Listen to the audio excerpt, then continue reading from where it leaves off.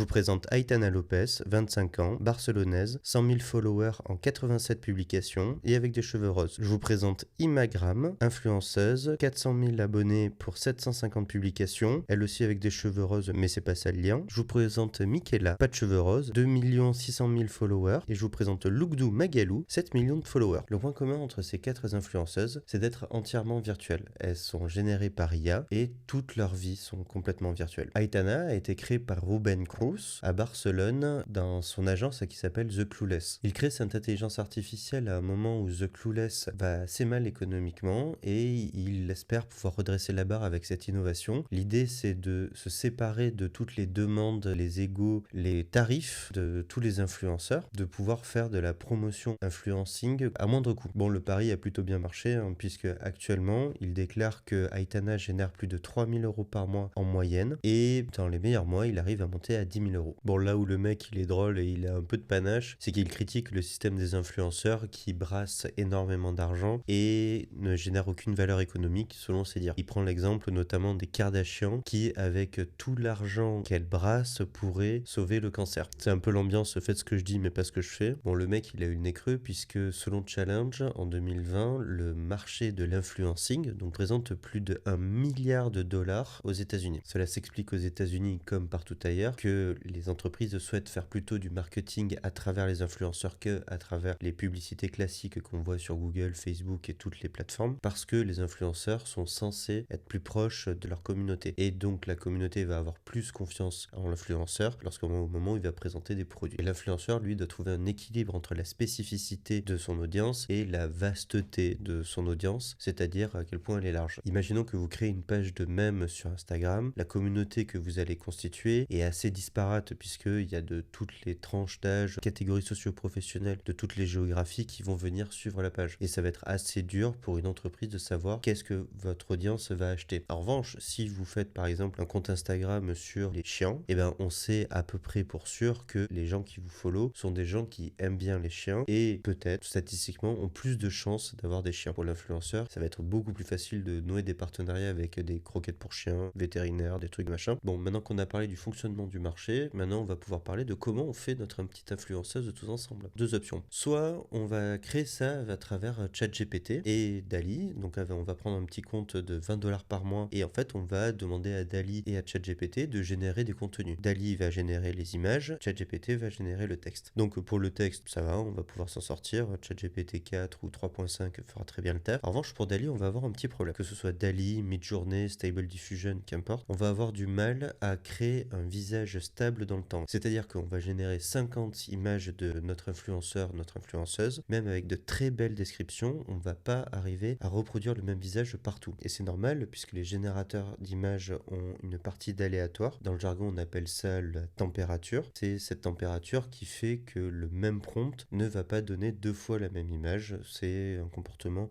plutôt voulu. Et c'est pour cette raison que Ruben Cruz est obligé d'utiliser Photoshop lors de la génération de Aitana parce que le générateur d'images tout seul ne suffit pas. Il est obligé de faire un Photoshop pour essayer de reproduire le même visage. Si vous allez sur le Instagram de Aitana et que vous regardez bien en détail, vous allez bien voir que les visages ne sont pas tout à fait les mêmes. Vous voyez bien que Aitana n'est pas la même personne sur chaque photo. Bon, comme on n'arrivera pas à trouver une solution avec ChatGPT, DALL-E et des outils qu'on pourrait faire nous-mêmes, on va plutôt utiliser un des services en ligne. Donc on va aller en voir 2-3 que j'ai trouvé sur internet. Bah alors on commence avec Glambase. Vous avez une liste d'influenceurs que vous pouvez utiliser. Clairement, il n'y en a pas un seul qui a une âme dans les yeux. Je vous recommanderais clairement pas d'utiliser ce genre de truc, ça sent vraiment de trop loin à l'arnaque. Maintenant, on va aller voir Synth Life. Donc la logique, c'est à peu près la même. Vous pouvez créer des TikTok. Et le truc différent avec Glambase quand même, c'est que vous pouvez faire des vidéos. C'est-à-dire que là, si vous regardez avec TikTok Reel, vous pouvez voir Refaced qui suit les mouvements de l'influenceuse qui est connue là, mais je connais pas son prénom, là j'ai oublié. Et ce qui est assez cool, c'est que on peut voir clairement qu'elle arrive à faire la même logique de deux yeux qui se disent merde l'un à l'autre. Et le truc qui est vraiment bien, contrairement aux autres, c'est que vous pouvez faire du branded closing. Le branded closing, ça veut juste dire que vous pouvez utiliser votre intelligence artificielle pour faire des photos avec la marque de votre partenariat. Maintenant, on va aller voir Influencer Farm. Alors là, ça va être rapide puisque ça pue l'arnaque de très loin. Ouais, clairement.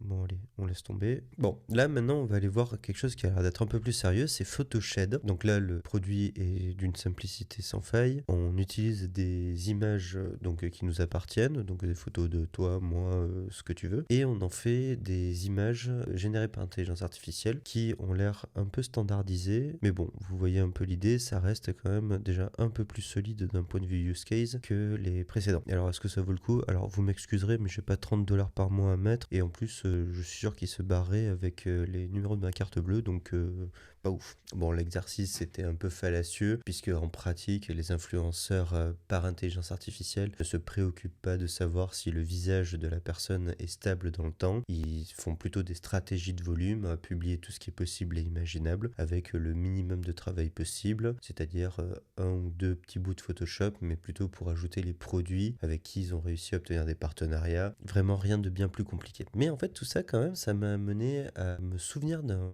tweet que j'avais vu en 2020 qui était ultra intéressant. C'était l'histoire d'un mec qui avait été devenu un petit influenceur sur Twitter. Et sauf qu'à ce moment, en 2020, il y a eu le rachat de Twitter par Elon Musk et il y a eu cette énorme ban de tous les robots qui existaient sur Twitter. Et donc, en fait, il y a ce mec qui avait passé en fait les 8 dernières années à constituer une communauté. Il était monté à plus de 60 000 followers et du jour au lendemain, il est tombé à 9 000 followers. Et il s'avère que près de 50 000 de ses followers étaient des robots. Et il expliquait que pendant ces années, sans être des amis, certains d'entre eux étaient devenus des bons camarades avec qui il avait eu des conversations. Et je me suis dit que nous, peut-être, on va vivre dans des mondes qui, à travers les plateformes que nous regardons, les réseaux sociaux, seront constitués absolument que d'intelligence artificielle qui parlent, avec qui nous interagirons sans vraiment nous en rendre compte, avec une fois de temps en temps un réel ami qui poste, mais en pratique, 90% du trafic qui passera sous nos yeux sera complètement fake.